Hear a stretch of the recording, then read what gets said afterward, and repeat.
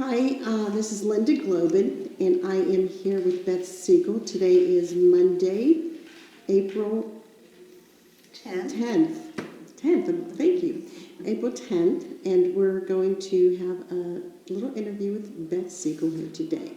So hi, Beth. Hi. And thank you for offering to do this with us. We're really hoping to get most of the people who have made a difference here in Dallas and get them archived, and you'll get a copy for your family as well. So they will be able to see your history whenever they want, and you'll have a little treasure to pass on. Thank you. So, I'm looking forward to it. Yeah. So first, I just want to just ask you, what, you grew up in Dallas. Yes. So tell Born us and about raised. Born and raised. You were born here, and tell us about that, like your family, a little bit about your family growing up, Okay. who your parents are, siblings, and just tell us a little bit about that. Okay. I was lucky enough to be born in the family of Jack and Ruth Goodman. My dad was from Dallas, Texas. His parents were Simon and Sophie Goodman, and my grandfather was from Romania and came in through Galveston, and my grandmother was from New York. My mom's side of the family was from Omaha, but then she grew up outside of San Antonio. I am the fourth child of 5 for my parents, and my oldest sister's Joni Goodman. She lives in Albuquerque now. My sister Barbara, she lives in Denver, Colorado. My brother Chuck, who recently retired and moved to Bullard, Texas. Myself, and then I have my brother Bobby Goodman, who's also very active in the Jewish community. Yes, he is. He's so that'd be interesting to get his viewpoint as well. Yes. So you grew up here. Where did you go to school? So I went to J.J. Pershing grade school, and then Franklin, and then Hillcrest High School, which we always called Hebrew High, because we were such a large Jewish community. And in growing up, I got very involved in BBYO. And I have to say, it really shaped me. I was a very, very shy girl. And I think that, and my siblings and my mother would say, it really brought me out. And so through BBYO, I was lucky enough to be a MIT mom, so I was able to really learn some leadership roles working with young girls who were not that much younger than me, right? Mm-hmm. But also was a sweetheart for Brandeis organization.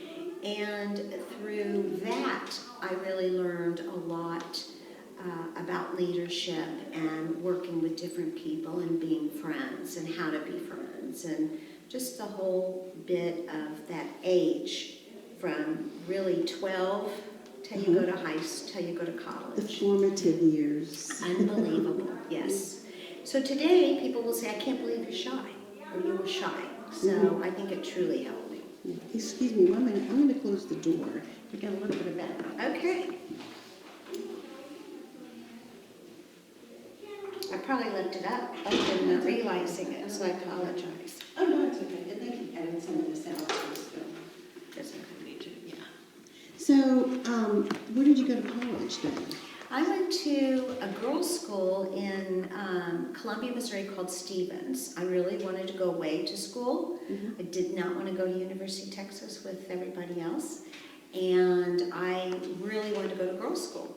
So I went there and graduated in 3 years, and then went on to University of Denver and got my graduate degree in counseling and social work. Oh, great. Mm-hmm. And then after I lived and worked there for a little bit, I came back to Dallas. Did you always know you were going to come back? Always knew I was coming back to Dallas. Just didn't know when, and I wanted a little time to be with my, friends and grow myself. So I moved back in 1979. And then what did you do as far as your career when you came back and started working and yes, so building your life? when I came back, Actually, it's an interesting little story because when I came back, my dad told me to get with this gentleman by the name of Joe Siegel.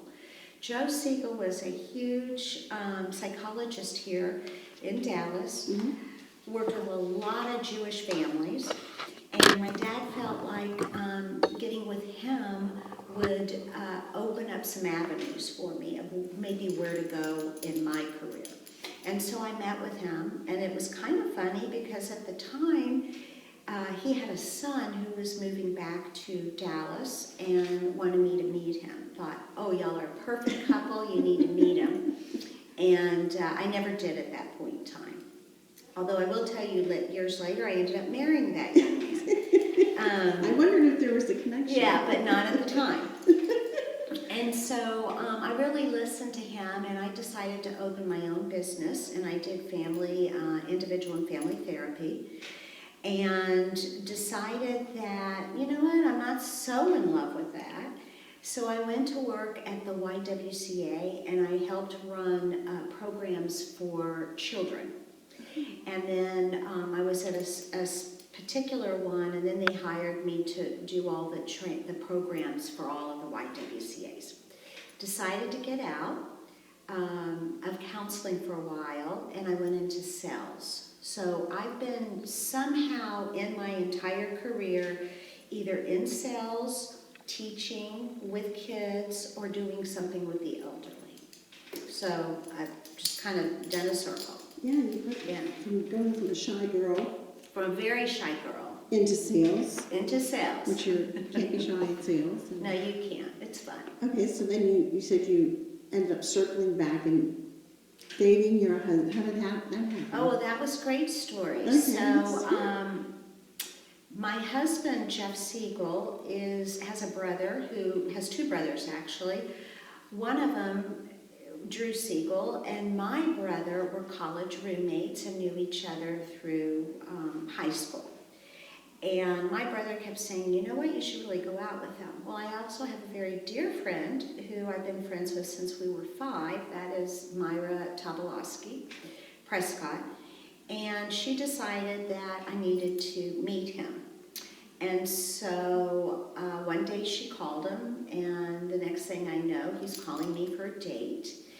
And I would have to say that when we got married, we decided that our marriage was definitely made in heaven, because between his dad who was in heaven and my dad who was in heaven, they fixed us up. And I finally went out with the Jeff Siegel that his father wanted me to go out with years ago, back in '79. So when you went out that first time, did you know that you guys were destined to be together? Yes. You did? Yes, and we were married.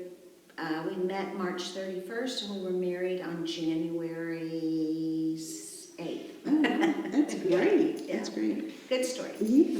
And so tell me about your family, like your children. Jeff was previously married and has a daughter, Jordan, who has lived with us since she was 3. So she's married to David. They're both in, she's an equestrian, and he's a veterinarian for large animals, so that's how they met. And they have given us 2 beautiful grandchildren, Finley, who's going to be 4 next month, and Declan, who is 8 months. And then I have a daughter, Allison, and she married Adam, lives in Houston. She's a PA for MD Anderson in the gastro. She runs that department. And they have a little girl, Ava, who's 14 months. Oh, nice. And then I have twins, Jennifer and Haley. Jennifer lives here as well. And she's married to Jordan Greenberg, who comes from a line of Jewish families here as well. And she's a social worker. She followed her dad, who's a psychologist, and myself, our field. And then Haley, who just recently got married, and she lives in Chicago. And she's in the logistics business, getting ready to go into sales. All girls? 4 girls. Wow, how nice. And 1 grandboy. He's going to get a lot of attention. Yeah. So, how did you get involved with the community here? I mean, you said you wanted to work with the seniors and things like that. So how did you get involved with the legacy? So I've been a part of Golden Acres, very young, but I'm going to kind of speed up a little bit. When I was in college, I had started a program through my college, which was called Adopt a Grandparent back then. And so I recruited girls, because I went to a girls' school, and we would go to the VA hospital, and we each adopted. I had where everybody adopted a grandparent, and then they would go and visit with them once a week. And I had Mr. Hunter, who I absolutely loved and adored, for about 3 years. And when I left there and came back to Dallas, I worked and got into all that, but then what eventually happened is I started going to Old Golden Acres, and I would read to the blind, and I would write letters for seniors who really wanted to keep up with their families. So I would write letters for them because they were not able to. Loved it. And after that happened, I continued to do for a while.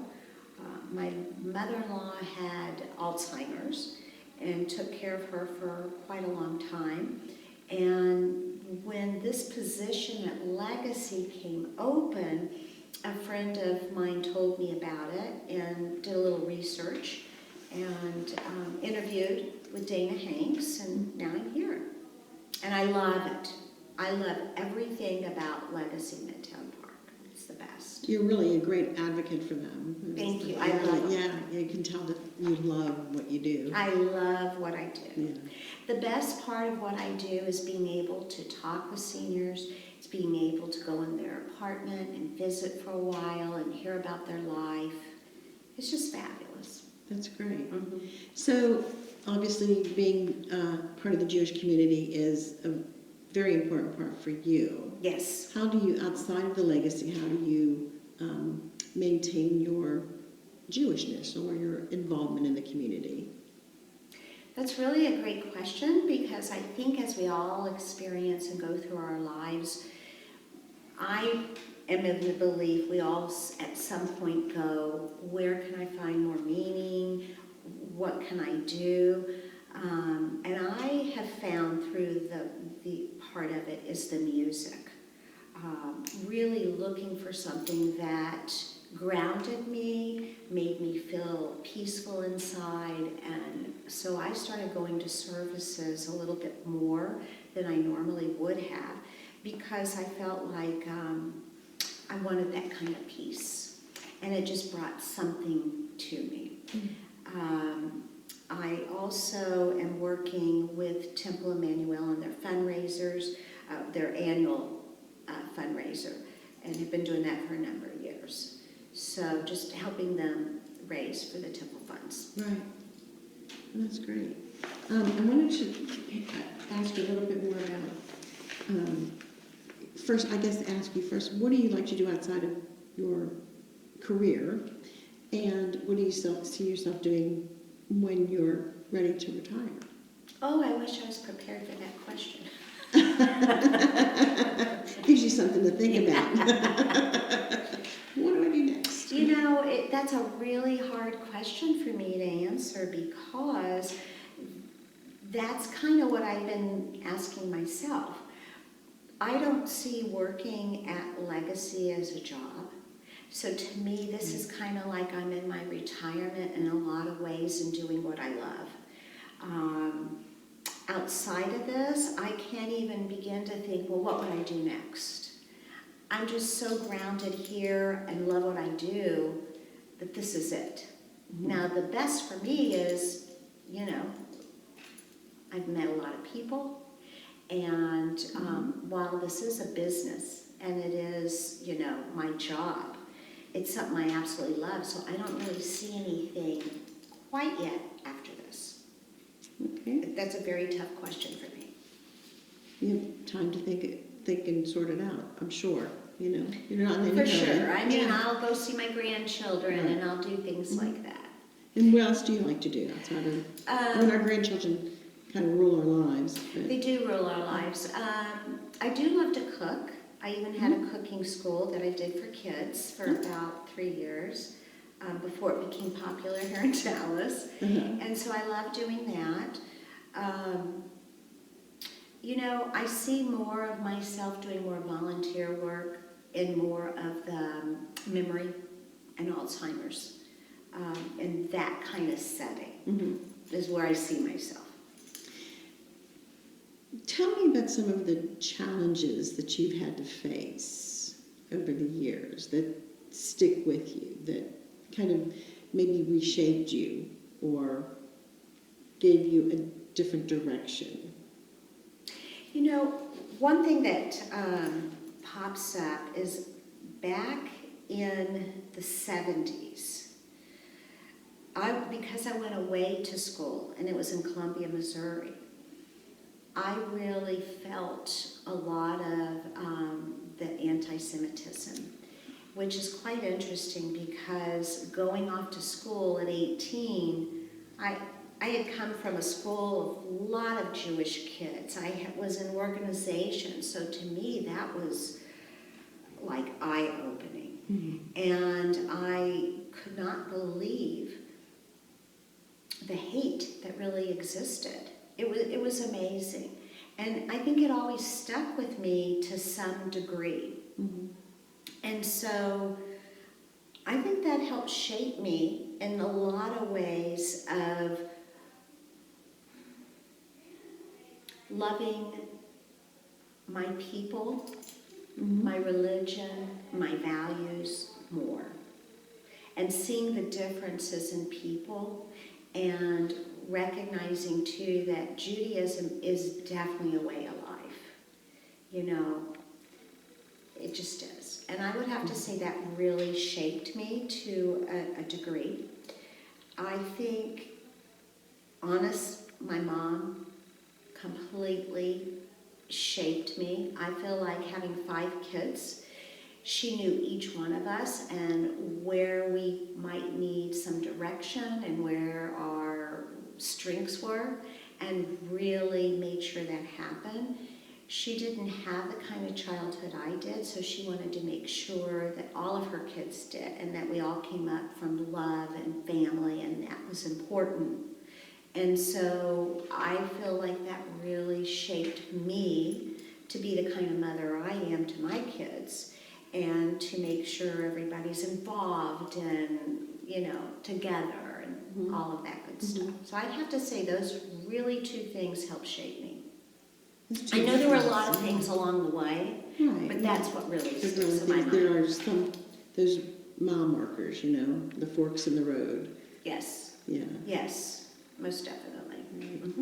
Awesome. So a little bit about, you talked a little bit about the relationship you have with your children, and what kind of legacies do you want to pass on to them? Probably the biggest one is to be kind to those around you and to love those that are less fortunate. One thing that I find is that people don't always know how to include others. It can be in a conversation, it can be at a party, it can be in school, whatever it may be. And I don't think a lot of people learn how to do that. And that was something I really wanted to instill in my kids. Whether it was they saw someone sitting alone, so they'd go sit and talk to them and get to know them, or just help with something. And so, to me, even if you're at a social event, you know, you could have 2 people talking, someone else is coming up, but be inclusive, you know, don't ignore, but just be inclusive, or go and say hello to them. So my biggest thing was for them to always acknowledge people, so that they felt important, and to always be kind. It's a really good, I guess, attitude to pass on. I think that's really, really great. Well, and I'm proud to say I see them that way too. You know, when your kids become adults, you have the beautiful opportunity to see what you have also taught them, hey, did it work? You know, type of things. So, yeah. Do you like, tell me, do you travel? Do you like to travel? Do you like to do? I do things like to that? travel. Yes, I do. I don't like so much the planning of it. Agree with that. So if we're going to go somewhere, it's me planning. But I do love to travel. I love being with my family. I love, my sisters and I have sister time, and we do it maybe 3 or 4 times a year. We're always together because we all live different cities, so we make a point of doing that. And so I will travel with them as well. But yes. And I'm a homebody. I have become a homebody. So I love being at home with my husband and just being together too. What's like one of or two of the biggest takeaways you have about marriage? About marriage.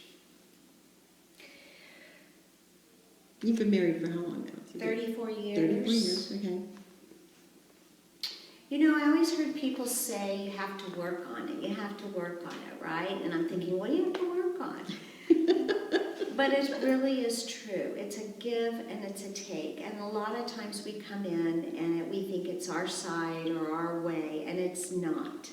And so I would say that the biggest thing has been to talk. The communication is key, and to make sure you're always communicating and that you're open to when somebody might say, this hurt me when, or I didn't like this, or I need this. And that's extremely important. That would be one of the biggest things. I think the other big thing is you love your children, but my husband and I are first. And when I say that, I don't mean in a selfish way, but that without us, they wouldn't be here, kind of thing. And so it's super important to always remember your spouse and to make them feel especially important and loved. That's really good to pass down. That's really, really good. Thank you.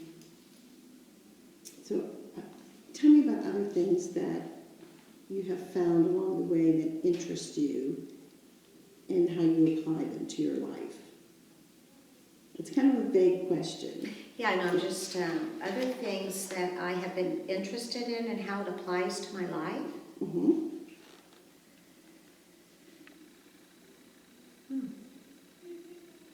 That's a great question. Well, and I don't know if this is what you're kind of looking, I mean, I don't know if it's something like, maybe my cooking, but the fact that I love to cook.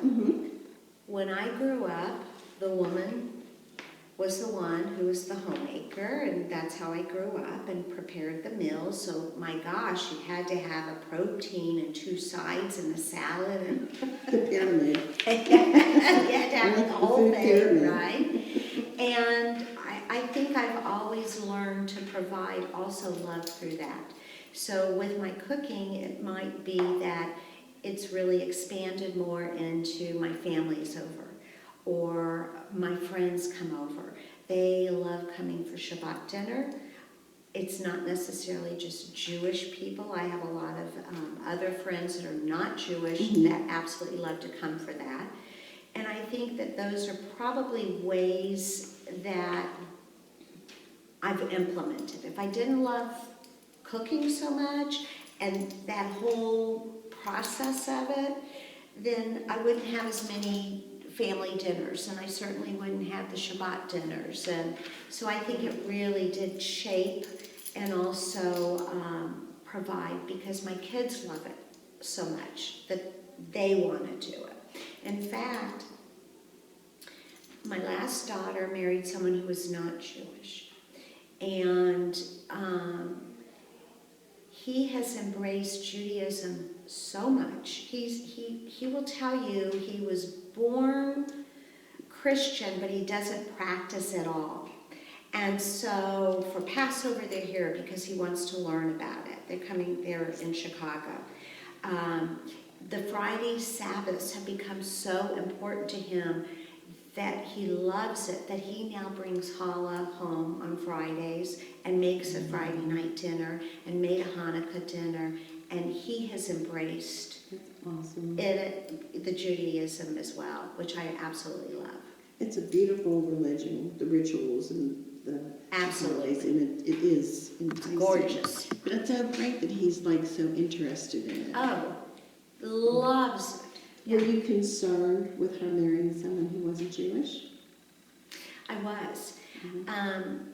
I have to say, had I not met him before they were dating, I would have been so against it.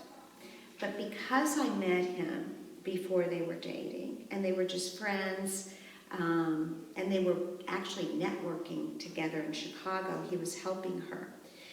I came home and told my husband and my other daughters, oh my gosh, Haley has to meet someone like Herman, but Jewish. And that was what I always said. And he wasn't Jewish, but he embraced it so. To the fact that I think when they had their first date, Haley said to Herman, I want you to know up front, I don't know where this is going, but my children will be Jewish, and I will raise a Jewish family. So if that's something you're not interested in, we don't need to be going out anymore. And from that point on, he went and got a book, he studied it, and he has agreed. How to be a Jew. But he wanted to learn certain things, you know. That's awesome. It's amazing. That's great. So I feel blessed. That is wonderful. Yeah. Even her in-laws, when she's there, it was Easter, Uh-huh. they made Passover. Oh. So they implement Hanukkah when they're there, and they implement the different Jewish holidays, which I think is really Which always special. seem to coincide. Yes, You but know? the fact that they go to that extent of You're doing thoughtful. it, Mhm. unbelievable. That's really great. So it doesn't bother me. No, well, that's good because she's not losing herself. No. That's great. Tell me more about things that. Is there something that you wish you had done and didn't do, or Yes. something? Yeah. Mhm. The only regret I think I ever had was when I was living in Denver. I applied for the fire department's, it was the police department, social work. They wanted a social worker. And I applied, there were like 500 of us, and I just knew I wouldn't get it. So I decided that it was time for me to come back to Dallas. It was a long process of that type of position. And they called me back in, and they narrowed it to 50. And then I went on and moved. And when I got back to Dallas, I'd been there a week, they called me and offered me the position. And I, to this day, regret I didn't stay long enough to take that. I would have loved that. Are there programs like that here? Could be. But you didn't But pursue it. I didn't keep up my social work degree once I got out. I see. And but it was just that opportunity. Yeah. Yeah.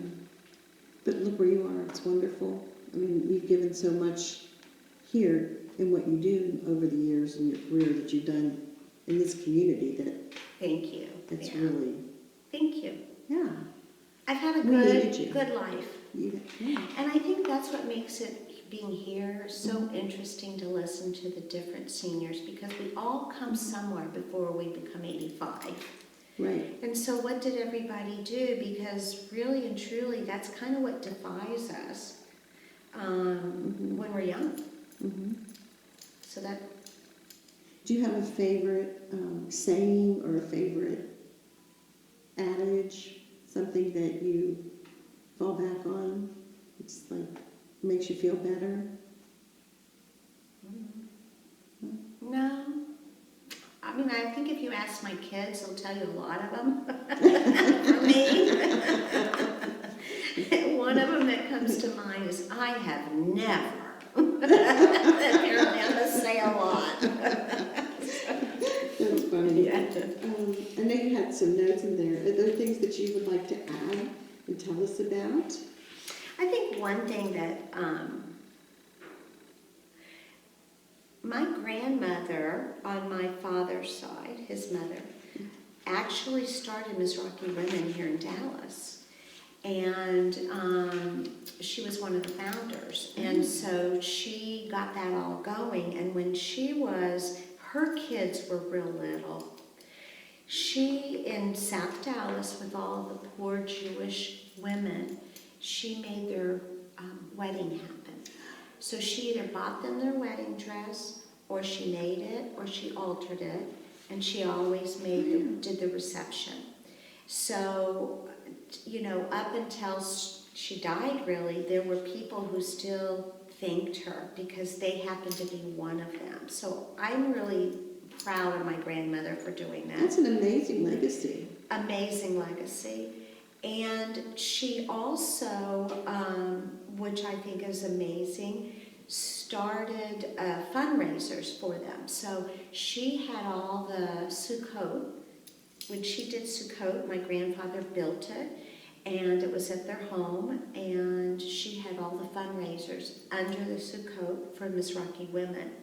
And when they sold their house, that Sukkot went to Shereth Israel. And so Shereth Israel, who knows now, but had it and used for years. So I'm real proud of her, you know, for all of that. And I just kind of look at the women, even my mother. My mother had a fabulous idea many, many years ago in my father's business and suggested he do something, and he decided okay, and she began Goodies from Goodman. And Goodies from Goodman, for what people don't know, was a specialty gourmet store like a Whole Foods or Central Market, but definitely on a smaller level. Dallas didn't have any of that. Like a Harry and David.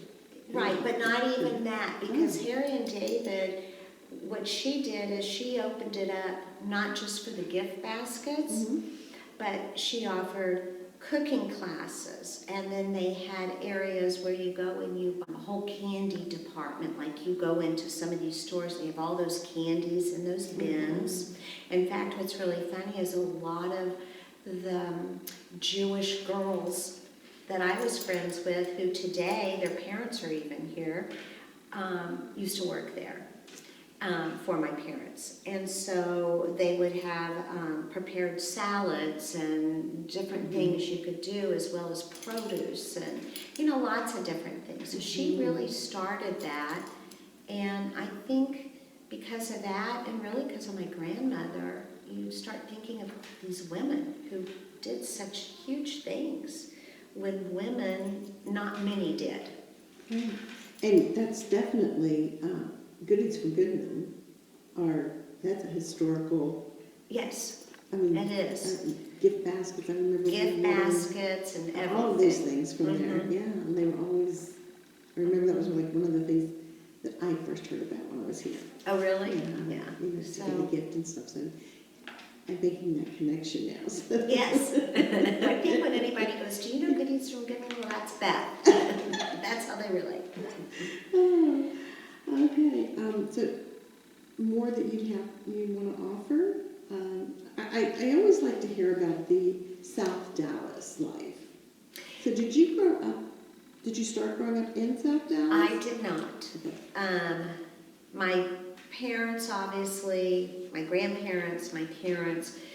My grandfather had 6 siblings. And so the Goodman family really broke off with all those 6. There were 4 brothers and 2 sisters. They all had their families. So now you have Kesslers and Goldmans and Goodmans, and we're all related. And so it's really interesting. There happens to be a gentleman that lives here, and he'll always say, you know, we're cousins, and we are. But it's that generation that came from South Dallas, right? And then just kind of spread. But unfortunately, with that many siblings, and then everybody had their own family, you kind of separated, unfortunately, when you were at that tier. So I didn't always know them all. One thing I do love is finding out that there is a woman here at Legacy that she is related to me by our grandparents. Wow. Mm-hmm. And she's a memory support, and she and I talk about this because she knows who I'm talking about. I know who she's talking about. It's amazing. And so South Dallas, really, that's where all the Jewish people lived until they came north and began everything. There used to be a lot of synagogues. I don't know if you knew that. There were so many different synagogues in Dallas. Cherith was a big one, but like my grandmother, she belonged to another one, and I'm Ahim Agadu. I'm not even sure. Yes. And so, that's really all I know is that they were all so close there. They all knew each other there. Even at my wedding, it was kind of funny because my aunt got up and said to my husband's aunt, "You stole our housekeeper." At your wedding. At the wedding, because her mother and her mother were both from South Dallas. And they shared the same house cleaner. And so it's just so fun because from South Dallas, everybody knows each other. And I don't know a whole lot about it other than that. It was always a close-knit family, whether you were related or not. Favorite holiday that you have? My favorite holiday is Passover and Thanksgiving. And that's because of really family. Yeah. Which is really key. Yes. Oh, definitely. Yeah. So, yeah. Great. Do you have anything else you want to add? You covered a lot in about 40 minutes. Yeah. No, I really think I don't know what else to really say unless there's something in particular you really, really want.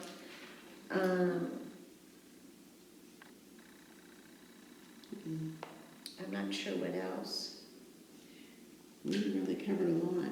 You really hit me on the hobbies because that's really an interest because I got to tell you that's something I've really been thinking about a lot. Do you have? I don't have hobbies. Cooking is your hobby. I mean, that's a hobby. It used to be. It's not really now, but I'm just saying. I'm always asking people, what's your hobby? What are you interested in? Because don't you find somewhere along the line of raising your children and doing and whatever, you kind of lose a little bit of yourself of knowing, well, what do I want to do? Yeah. That's kind of where I'm at. It's always a hard question. Well, it's always good to rediscover, too, I found. Oh, yeah. Find new things. What I might have liked, 20 years ago, I don't really want to do that anymore. Right? So those hobbies and interests change. Most definitely. And there's a woman who lives here, and she told me when I first began that it doesn't matter what you did in your 20s or 30s, because you might not have liked it then, but when you're in your 90s, you might. And so it's so important to try everything, because you never know what's going to hit with you that you find you enjoy later in life. And I've kind of kept that with me because it's so true. So true. You know who told me that? Sarah Aaron. Really? Oh, wow. She says, I've never painted in my life. I started at 95, and I love it. It's amazing. It's so true, too. It's so true. Whenever we're not on anymore. Yes, we are. When I give tours here, I always say that because you get so many different types of people that come in. Some have the most amazing outlook on life, while others don't and aren't sure. And so it's something I always bring up because I think it's really important to remember that. I agree. I agree. That's a great way. If there's anything else you want to share with me or with us, otherwise I think we really Okay, covered a lot. that's